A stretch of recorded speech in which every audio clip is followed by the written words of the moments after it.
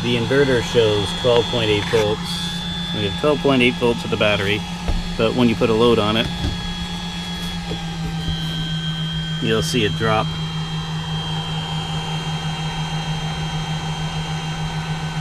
And then the low battery, low voltage alarm will go off. So that's what we're going to try and fix here today.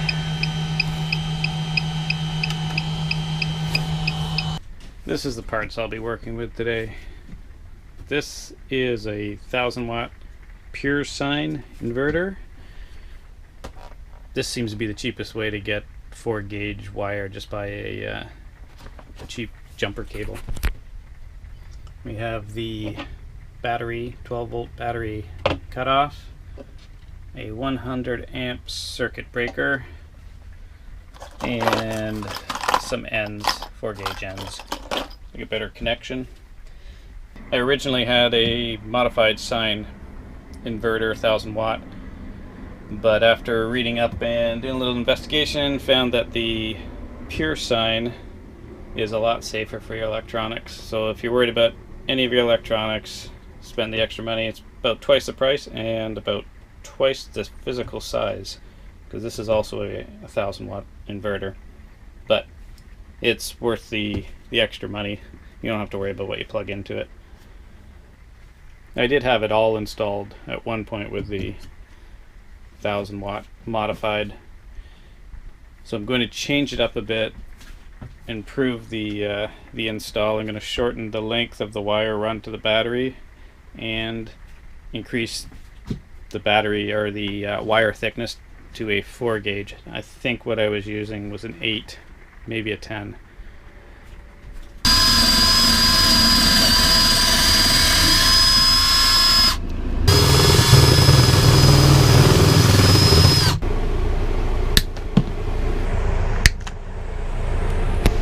Okay, good. Negative wire through. Now we'll put the positive wire, feed that right through to the other side of the hot water tank, and then out through the floor.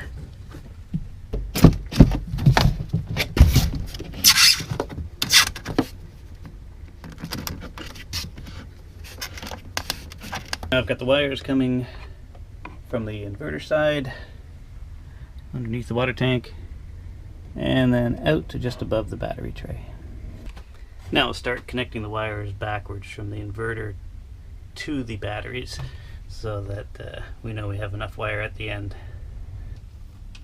You can solder or crimp these type of connections. I'm just going to crimp it.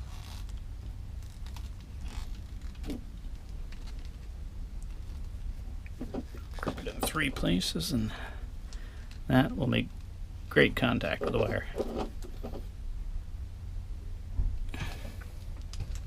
Got the negative on, and we'll put the positive. I'm just leaving everything loose for now till we get the next pieces attached. Everything is roughed in now, so what you have is the positive coming from the inverter to the circuit breaker, out of the circuit breaker into the 12 volt cutoff, out of the 12 volt cutoff, and this will run straight down to the battery. The negative cable is from the inverter straight to the battery. So I have everything just roughed in and loose now, so I'll go ahead and tighten everything up and find a good place to mount it, and then we'll go down and attach it to the battery. I'll leave a little slack there so we can move the batteries around if we have to. Cut it off right there.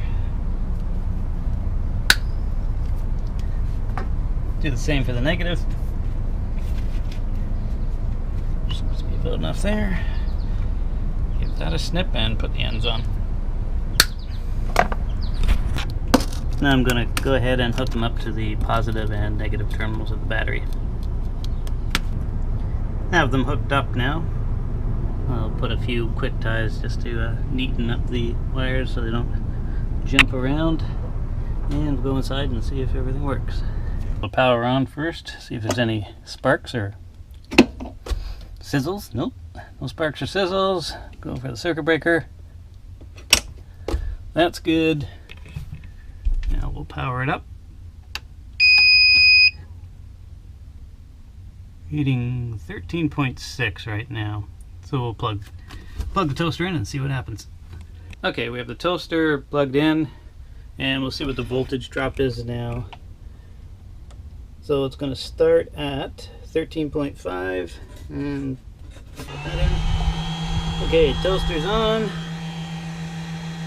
And it's just going down to 12.8, 12.7. Before it was dropping to about 11.5, 11 to 11.3.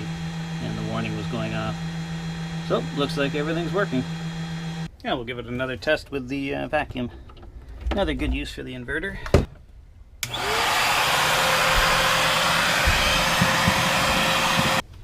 Well, there you have it. Pretty easy install.